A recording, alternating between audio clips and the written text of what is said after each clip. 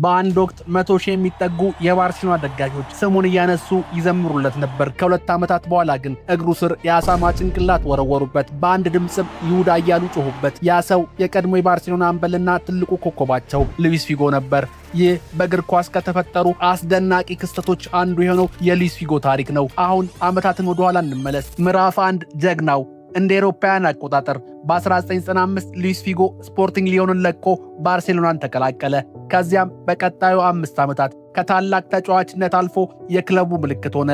አብዶ ኳስ አገፋፉና አስደናቂ ብቃቱ የባርሳ ደጋፊዎችን በፍቅር እንዲወድቁለት አደረጋቸው። ነገር ግን ፊጎ ልዩ ያደረገው ችሎታው ብቻ አልነበረም፣ ለክለቡ የነበረው ታማኝነትና ፍቅር ጭምር እንጂ። የባርሳ ደጋፊዎች ከነሱ እንዳንዱ ቆጠሩት፣ አመኑትም። እሱም እንደማይከዳቸው አረጋገጠላቸው። ማድሪድንም እንደሚጠላ በተደጋጋሚ ተናገረ። ነገር ግን ከጀርባ ሌላ ነገር እየተሸረበ ነበር። ምዕራፍ 2 ሚስጥራዊ እቅድ እንደ አውሮፓውያን አቆጣጠር በ2000 ዓ.ም ሪያል ማድሪድ ፕሬዝዳንታዊ ምርጫን የሚያካሂድበት ዘመን ነበር። በስልጣን ላይ የነበሩት ሎሬንዞ ሳንስ በ3 ዓመታት ውስጥ 2 የሻምፒዮንስ ሊግ ዋንጫዎችን ለክለቡ ማምጣት ስኬታማ ነበሩ። ስለዚህ እሳቸውን ማሸነፍ የማይታሰብ ይመስል ነበር። ከዚያም ፍሎሬንቲኖ ፔሬዝ የተባሉ የኮንስትራክሽን ባለሙያ እጩ ሆነው ቀረቡ። ፔሬዝ ከዚህ በፊት በምርጫ ተወዳድረው ማሸነፍ አልቻሉም። ስለዚህ ምርጫውን ለማሸነፍ የተለየ ነገር ይዘው መምጣት እንዳለባቸው ተገነዘቡ። ፔሬዝ የማድሪድ ደጋፊዎች የወቅቱን የዓለም ኮከብ ተጫዋች የነበረውን ፊጎ ከየትኛውም ተጫዋች በላይ የሪያል ማድሪድ ማሊያ ለብሶ ቢያዩት እንደሚመኙ በሰበሰቡት መጠይቅ ተረዱ። ከዚያም ፔሬዝ የቀድሞውን የፖርቹጋል ኮከብ ፓውሎ ፉትሬን በመጠቀም ከፊጎ ወኪሎች ጋር በሚስጥር ተገናኙ። በምርጫ ቅስቀሳቸው ወቅትም እኔን ከመረጣችሁኝ ፊጎን ወደ ማድሪድ አመጣዋለሁ በማለት ቃል ገቡ። ምዕራፍ 3 አወዛጋቢው ፊርማ በፍሎሬንቲኖ ፔሬዝ እና በፊጎ ወኪል ጆዜ ቬጋ መካከል ስምምነት ተፈረመ። በስምምነቱ መሰረት ፔሬዝ ምርጫውን ካሸነፉ ፊጎ ወደ ማድሪድ ሊዘዋወር፣ ነገር ግን ፔሬዝ አሸንፈው ፊጎ አልዘዋወርም ካለ 30 ሚሊዮን ዩሮ የቅጣት ገንዘብ ሊከፍል ተስማሙ። በሌላ በኩል ፔሬዝ በምርጫው ከተሸነፉ የተወሰኑ ሚሊዮኖችን ለፊጎ ሊሰጡት ተነጋገሩ። ፊጎና ወኪሉ ፔሬዝ ምርጫውን የማሸነፍ ዕድላቸው በጣም ዝቅተኛ ስለሆነ በነፃ የሚገኝ ገንዘብ አገኘን በማለት ተደሰቱ። ነገር ግን ስለተስማሙበት ውል ፊጎና ወኪሉ የሚሉት የተለያየ ነገር ነበር። ፊጎ ውሉን ራሱ እንዳልፈረመና ውጤቱ ምን እንደሚሆን በግልጽ እንዳልተረዳ ተናግሯል። የወኪሉ ቬጋ ምስክርነት ግን ከዚህ በፍጹም የተለየ ነው። ከፊጎ ጋር ቀጥታ ተነጋግሬ ውሉን አብራርቼለትና ፍቃዱን አግኝቼ ነበር የፈረምነው ይላል። ምዕራፍ 4 የምርጫው ቀን። የምርጫው ቀን ሲቃረብ ፊጎ ወደ ማድሪድ ሊያመራ ነው የሚሉ ዜናዎች መሰማት ጀመሩ።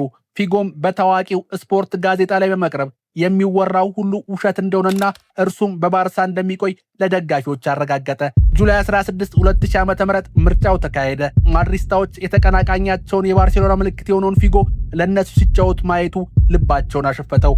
ባልተጠበቀ ሁኔታም ፔሬዝ የምርጫው አሸናፊ ሆኑ።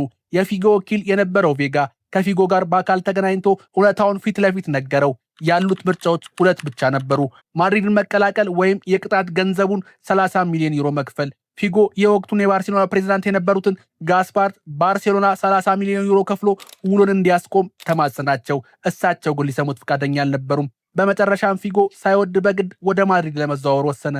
ምዕራፍ 5 የዓለም የዝውውር ሪከርድ። ከዕለታት በአንድ ሁለት የባርሴሎና ደጋፊዎች ቴሌቪዥናቸውን ሲከፍቱ አይናቸውን ጭው የሚያደርግ ዜና ተመለከቱ። ፊጎ የማድሪድን ነጭ ማሊያ ይዞ ከፔሬዝ አጠገብ ቆሞ ለማድሪድ ሲፈርም አዩ። የእግር ኳሱ ዓለም ፈነዳ። የባርሴሎና ደጋፊዎች አይናቸውን ማመን አቃታቸው። ሪያል ማድሪድ የሉዊስ ፊጎን የውል ማፍረሻ ከፍሎ በወቅቱ ሪከርድ በነበረ 62 ሚሊዮን ዩሮ አስፈረመው። ምዕራፍ 6 ወደ ካምፕ ኑን መመለስ። ከዚያም ሁሉም ሰው በጉጉት የሚጠብቀው ቀን ደረሰ። ኦክቶበር 21 2000 ዓ.ም ፊጎ ነጩ ማሊያ ለብሶ ወደ ካምፕ ኑን ተመለሰ። ስታዲየሙ በጩኸት ተናጋ። ከዳተኛ ይሁዳ፣ ገንዘብ ወዳድ የሚሉ ባነሮች በስታዲየሙ ተሰቅለው ታዩ። የፊጎ ፊት ያለበት አርቲፊሻል ገንዘብ ወደ ሜዳ ተወረወረ። ወደ 98000 የሚጠጋ ሕዝብ ቁጣውን በአንድ ሰው ላይ ዘረገፈው። ፊጎ ያን አጋጣሚ ሲገልጽ ልክ የነፍሰ ገዳይ ስሜት የተሰማኝ ይላል። የማዕዘን ኳስ ማሻማት እንኳ ከባድ መከራ ሆነበት። ከጩኸቱ ብዛት ጆሮዎቹን ይይዝ ነበር። ባርሴሎና ጨዋታውን 2-0 አሸነፈ። ነገር ግን አስገራሚው ነገር የተፈጠረው በቀጣዩ ዓመት ነበር። ምንም እንኳ ባርሴሎናን ከለቀቀ 2 ዓመት ቢያስቆጥርም የባርሴሎና ደጋፊዎች ጥላቻና ቁጣ ግን ፍጹም አልበረደም ነበር። በጨዋታው መሃል ማድሪድ የማዕዘን ምት አገኘ። ፊጎን ኳሱን ለማሻማት ወደ ሜዳው ጥግ ተራመደ። እንደተለመደው ጩኸትና ፉጨት በረታ። ዕቃዎችም ይወረወሩበት ጀመር። ነገር ግን ያልተጠበቀ ነገር በሚያሻማበት ጠርዝ ተወርውሮ ታየ። የአሳማ ጭንቅላት። ይሄ ለባርሴሎና ደጋፊዎች የመጨረሻ የንቀት ምልክት ነበር። እግር ኳስ በዚያች ቅጽበት ከዚያ በፊት አይቶት የማያውቀውን ጥላቻ ተመለከተ። በመጨረሻም ፊጎ በማድሪድ ቤት ሻምፒዮንስ ሊግና ባላንዶር ቢያሸንፍም ጥሩ የሚባል ቆይታ ቢኖረውም በማድሪድ ደጋፊዎች ዘንድ እምብዛም የሚታወስ ተጫዋች አልነበረም። በብዙዎች ዘንድ የሚታወሰው ያ ከባርሴሎና ወደ ማድሪድ ያደረገው አነጋጋሪ ዝውውር ነበር። ፊጎ ከሃዲ ነው ወይስ አይደለም? በባርሴሎና ደጋፊዎች የገጠመው ተቃውሞስ ተገቢ ነው ወይስ ከልክ ያለፈ የሚለው ጉዳይ እስካሁን ሰዎችን ያከራከራል። የእናንተስ አስተያየት ምንድነው? ሐሳባችሁን ኮመንት ላይ አስቀምጡልኝ። ቪዲዮን ከወደዳችሁት ላይክ እና ሼር ማድረጋችሁን እንዳትረሱ። እንዲሁም ለተጨማሪ የእግር ኳስ ታሪኮች አራዳ ፉትቦልን ሰብስክራይብ ያድርጉ። ይመቻችሁ።